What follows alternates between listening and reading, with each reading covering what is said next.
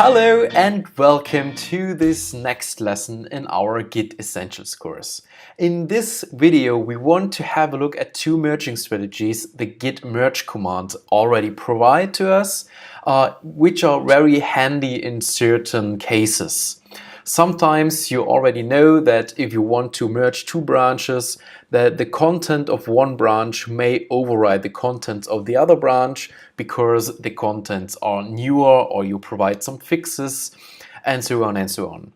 And there's also the other way around that you know, okay, the contents in my branch are quite obsolete in some parts and the target branch has newer content, then you want to have the contents of your target branch to override the contents of your feature or hotfix branch or whatever. And instead of resolving those conflicts that may occur manually, you can let Git take care about this. And I already prepared a diverge situation inside of our demo repository. I created now a hotfix branch containing some hotfixes, and I have also the master branch having some other contents. And we are on the master branch right now, and you can see on the left side the content of the hotfix.txt file that I have created. And if I check out the hotfix branch, you will see that the contents of this file are totally different. And I just emulated so that the file may contain cool hotfixes to our project. And I now want to merge this into the master branch, and I want to override the content of the hotfix.txt file in the master branch with my very own contents. And this can easily be done by just running git merge master -x. -x is a parameter to provide your merging strategy, and now you can say ours. So ours is our branch, and the contents of our branch may override the contents of the target branch.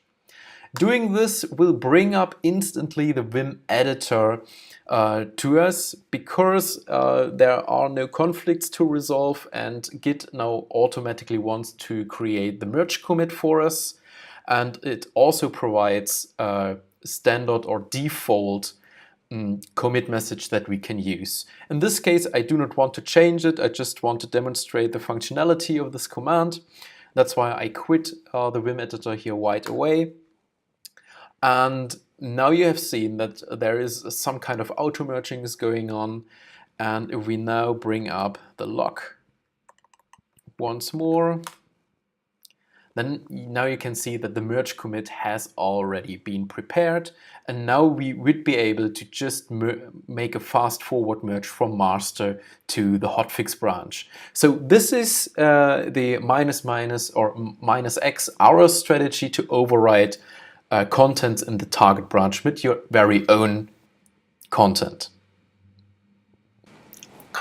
I now just resetted the situation in our repository to show you the other way, the --theirs strategy. Now we may have worked on this hotfix branch for a large amount of time, but the master branch has already been updated, maybe by another colleague of yours. And you know, okay, my hotfix branch may contain some contents that are valuable, but especially this hotfix.txt file is quite obsolete. And then you can do the merge in a quite different way. You can also say git merge master -x, but then you can tell that you want to take their content. So -x, theirs, is the content of the target branch, so the master branch. And from here, it's all quite the same. Vim editor shows up, preparing you a small commit message. And I just want to stick with this commit message. And now you will see here on the left side that our hotfix contents are gone. It's also shown here in the statistics on the right side in the terminal that there were quite some deletions and two insertions, because the two first lines of the file has changed as well. So this is just a short overview about the -x parameter you can instrument with git merge. Thank you for watching. We will see you in the next video. By the way, if you still have any question about the video or if you have any further question, please do not hesitate to ask me and leave me a comment below. Thank you.